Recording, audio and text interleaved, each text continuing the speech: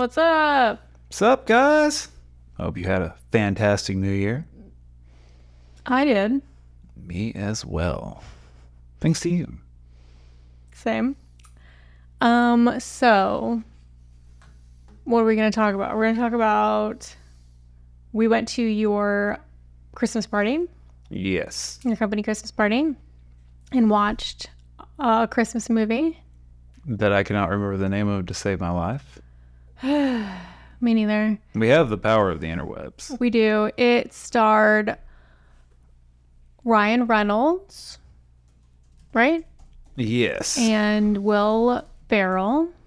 And it was a musical and a comedy. Spirited is the name of it. We did not choose the movie, but I really like those actors, so I was excited. I did not know it was a musical. I did not either. That was somewhat of I wouldn't call it an unpleasant surprise. It was definitely on the not so offensive. And it was self-deprecating towards it being a musical. Yes, I would say I was disappointed to find that out, but it ended up being a good movie despite. I enjoyed it. Would I watch it again? No. Not willingly. But it's fine. I would not say it's a holiday classic. I thought it was interesting how it was a bit of a commentary on like social media. Yeah. Yeah, there definitely was a lot of tie-ins to social media and like its destructive power and how you could ruin people with it. That was pretty baked into the plot, I would say. Mm-hmm. My favorite part was the good afternoon portion. Yes. I won't spoil anything. Yeah. I don't know. I'm thinking about like the difference between Spirited and what I would call like more classic Christmas movies. Not like in terms of like, the real classics like Die Hard or Elf. No, actually I'm thinking more along the lines of Elf as opposed to like It's a Wonderful Life, which I just found out this year. It's a Wonderful Life actually has a really interesting story. Really? Yeah. So, and I'm going to forget everything because that's how I do, but I want to say it was like Orson Welles directed it and like had his whole production company riding on its success. Oh, wow. And it was kind of a clusterfuck and it cost a lot more money than they expected. And then it just absolutely bombed at the box office. People were not in the mood for a feel-good movie. Like they were, from what I read, they were in the mood for I think the movie that like won the Oscar and did really well at the box office that year was like about a World War II vet coming home and having a hard time. Huh. Is my understanding. Again, I'm probably getting like literally every one of these details wrong, but essentially the movie flopped and then it fell out of, at that time, the copyright was, the intellectual property was like 40 years or something. It was like shorter than it is today. So it went into the public domain and cable channels were just desperate for content. Huh. So they started playing it all the time and then it like got super popular. I never would have expected that. Me neither. So when it going public domain is essentially why it has success today. Yes. Damn. Yeah.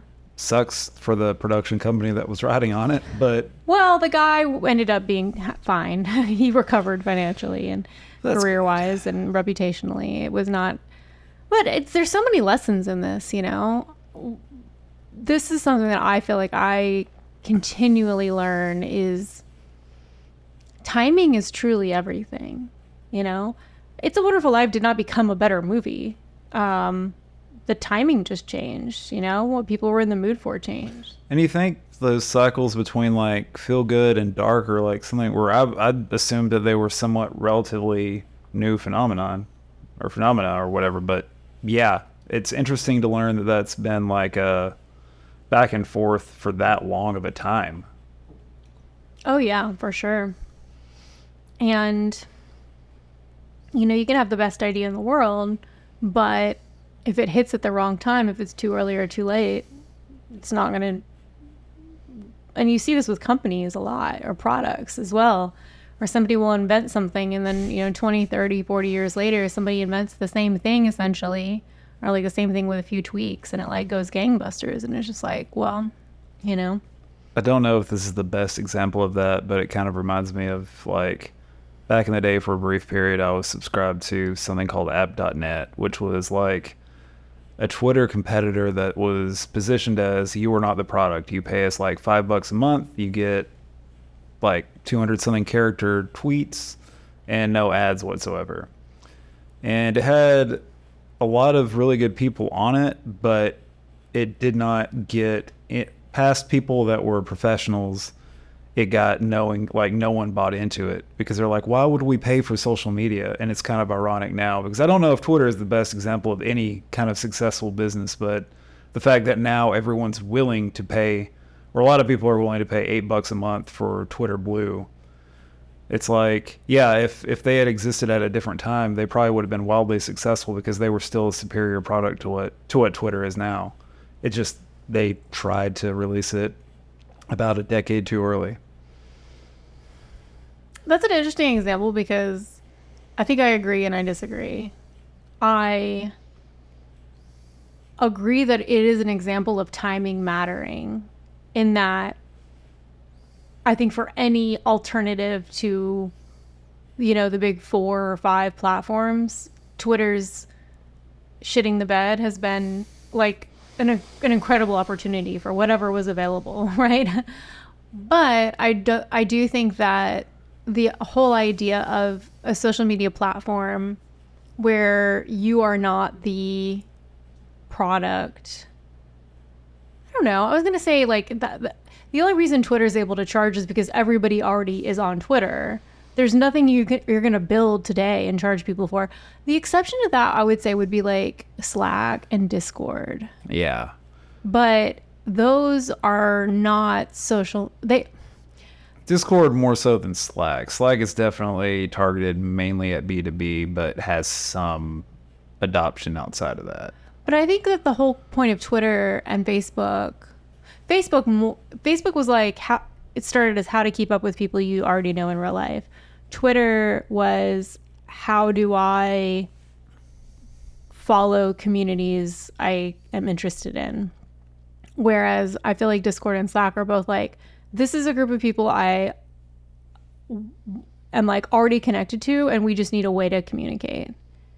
Right? That makes sense. I don't know. It's complicated.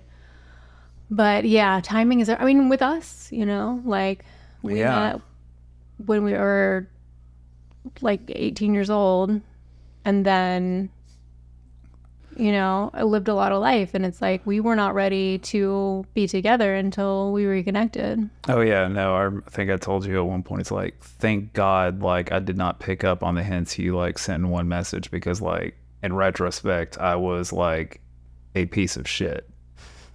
But it's, I don't know if I would go that far, but I know that was a little extreme at the time, for the time, but I'm so glad that we happened to reconnect at this point in life, because like I feel like, yeah. And maybe Spirited will end up being a classic Christmas movie, and I'm just not able to see, just like those people who didn't like It's a Wonderful Life couldn't see the potential.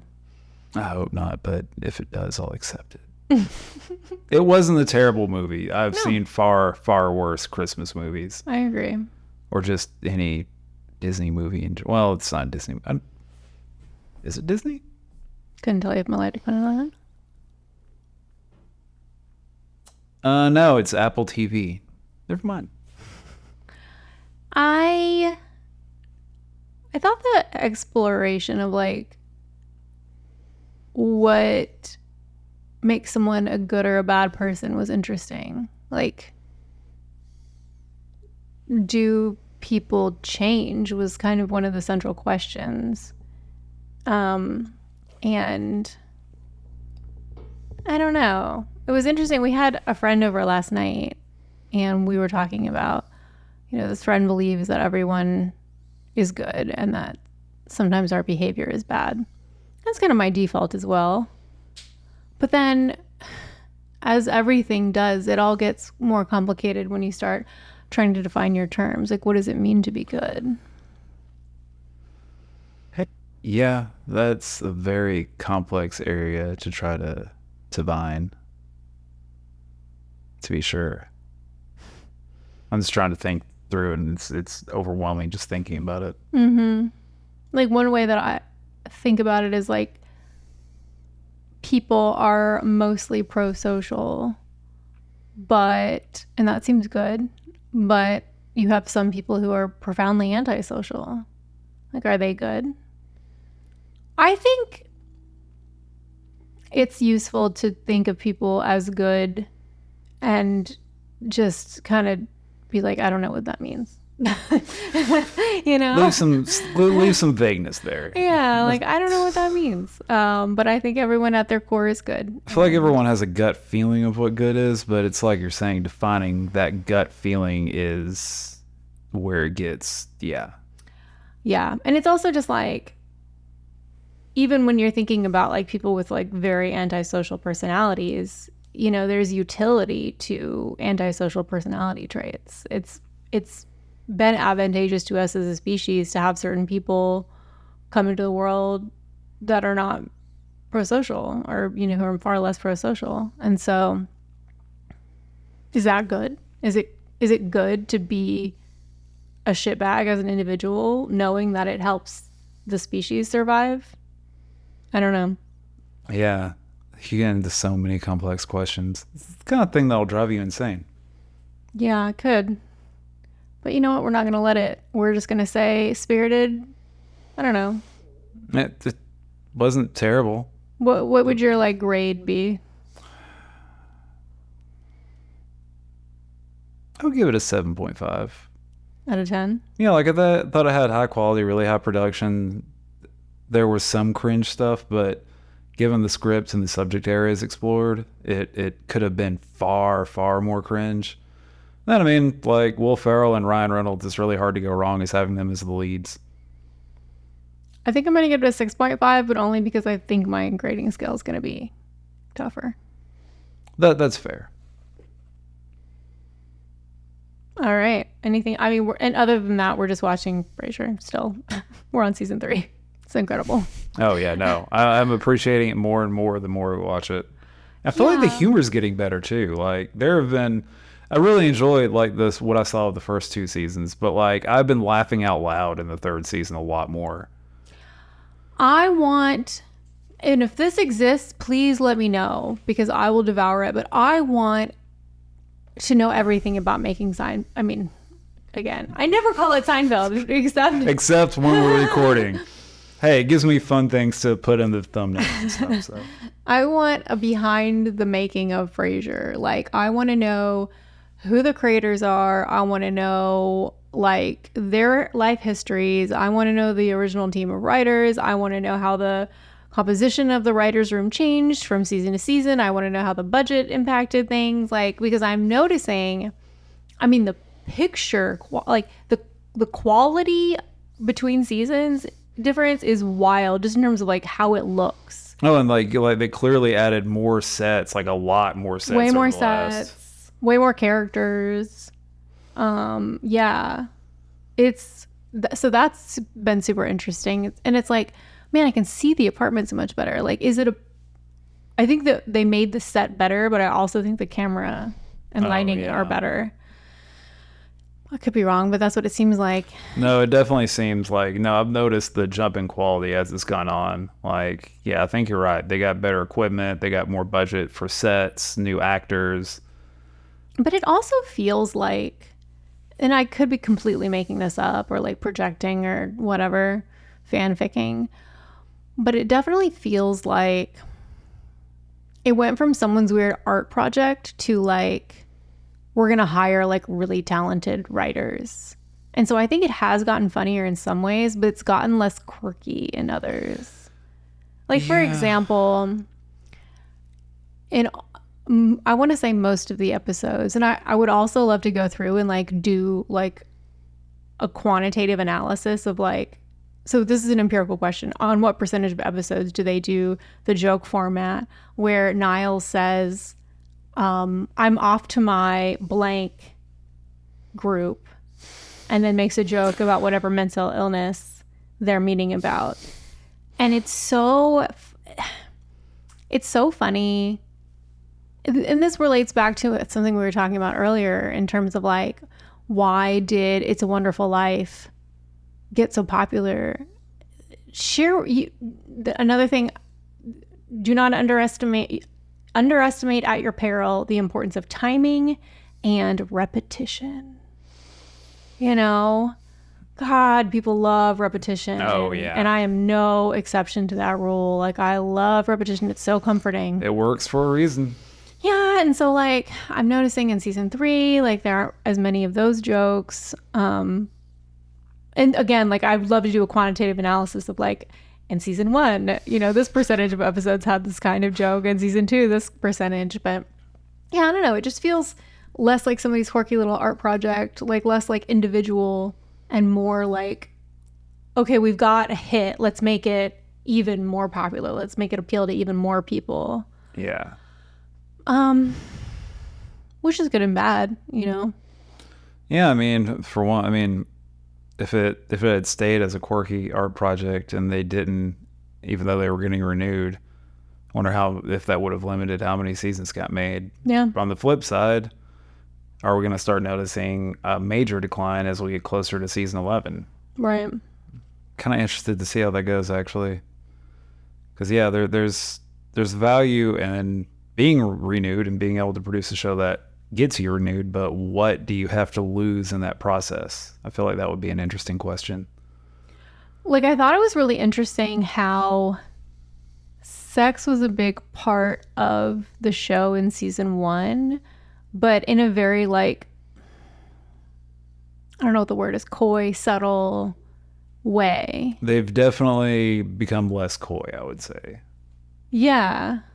And like, I like sex, obviously, you know, I think I'm pro sex, but I was just like, a little bit when that whole storyline with Frasier and his boss, it was funny, and but it was also just like, I don't know, it just didn't feel like the Frasier I had come to know and love over 2 seasons. Did it break the immersion? I don't know. I just was like, oh, interesting. Yeah, I didn't see that coming, honestly. No, because it's not in keeping with the first 2 seasons. And again, like, I don't want to be one of those people who is like, oh, you know, if I like something, it's not allowed to change. It's just interesting to observe and speculate about what changed and why. And like I said, I want the full story. But anywhoods,